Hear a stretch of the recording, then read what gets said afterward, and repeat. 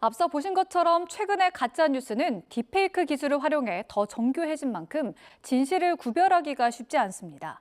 특히 딥페이크 기술은 단순히 가짜 정보를 생산하는 데에서 나아가 개인의 권리와 인격을 침해하는 심각한 범죄로도 작용하고 있는데요.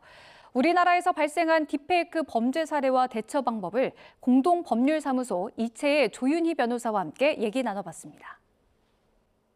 제가 듣기로는 변호사님께서 실제로 온라인 성범죄 피해자를 변호하셨다고 얘기를 들었는데요. 이런 딥페이크랑 가짜뉴스와 관련해서 실제 범죄 사례는 어떤 것들이 있었을까요?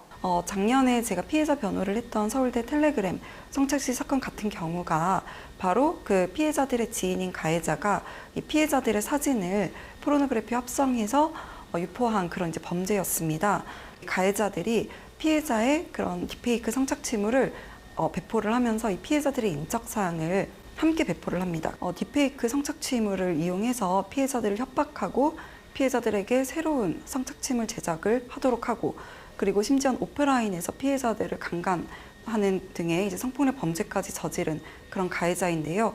이러한 것들을 봤을 때 정말 이 딥페이크 성착취 범죄가 심각하고 되게 다양한 방식으로 일어나고 있다는 것을 아실 수가 있을 것 같습니다. 그럼 요즘 실제 범죄 현황은 어떻습니까? 이 딥페이크를 처벌하는 규정이 성폭력 범죄 처벌 등에 관한 특례법 상에 허위 영상물의 제작 또는 유포를 처벌하는 규정인데요. 이 규정이 생긴 이후로 최근 몇 년간 범죄 건수가 가파르게 증가를 하고 있는 것으로 보입니다. 2021년 대비해서 작년 한 11월까지의 그 검거된 건수가 거의 한 5배 정도가 늘어서 작년 같은 경우에 거의 1000건 정도 피해 신고 접수를 받아서 수사가 진행이 됐다고 하더라고요. 방송통신심의위원회에서는 이런 성착취물에 대해서 심의를 하게 되는데 그 심의 건수도 2023년 대비해서 2024년이 한 3배 정도 늘은 23,000건 정도 심의가 진행이 되었다고 하니 정말 이 범죄가 계속해서 좀 확산되고 있는 것이 아닌가라는 생각이 듭니다. 네, 앞서 말씀하셨듯이 어떤 AI 같은 디지털 기술의 발달이나 SNS가 활성화되면서 이런 범죄들이 점점 더 심각해진다라는 생각이 드는데요. 처벌 수위는 어떻습니까? 이 허위 영상물을 제작 또는 편집, 유포하는 행위를 처벌을 하고 있는데요. 소지하거나 저장하거나 시청하는 것에 대한 처벌 규정이 없었는데 작년에 이런 좀 여론 형성을 통해서 법이 바뀌었고 지금은 형량이 불법 촬영 유포와 같은 7년 이하의 징역 또는 5천만 원 이하 벌금으로 처벌을 하고 있고, 또 이런 허위 영상물을 소지하거나 저장하거나 시청하는 행위도 처벌 대상에 포함이 되어서 지금 이제 법제는 계속해서 이제 이런 문제를 해결하기 위한 방향으로 변화해 오고 있다고 생각이 듭니다. 우리나라 제도와 법과 관련해서 좀 보완이 됐으면 하는 부분이 있다면 어떤 것들이 있을까요? AI 기술의 투명성 관련해서 이 기술이 어떻게 이용되고 있는지에 대해 그것을 공개할 의무를 저희가 이제 전기통신 사업자들에게 부과하고 있지는 않거든요. 지금 법제는 어떤 불법 정보, 허위 정보 이러한 것들이 유포됐을 경우에 그것을 허위사실 적시 명예훼손죄로 처벌하는 규정 정도가 있는 것 같고, 이런 어떤 시스템적인 부분에 있어서의 규율이라든지 사업자들에 대해서 좀 의무를 부과하는 부분은 아직 없지 않나 그런 생각이 듭니다.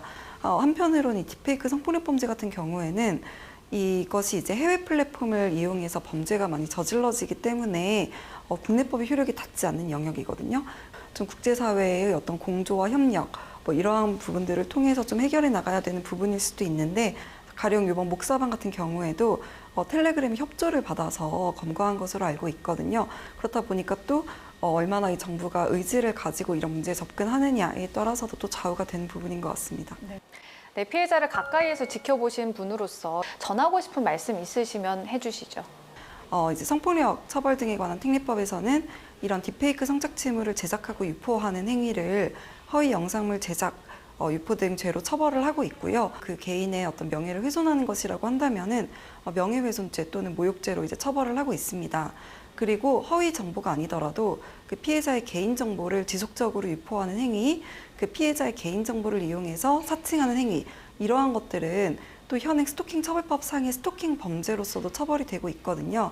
그렇다 보니까 이러한 행위에 대해서는 정말 그 어떤 우리가 개인의 기본권을 침해하고 우리 사회의 민주 질서를 좀 해치는 것일 수 있다라는 점에 대한 경각심을 가지기를 바라는 마음입니다. 오늘 말씀 잘 들었습니다. 고맙습니다. 감사합니다.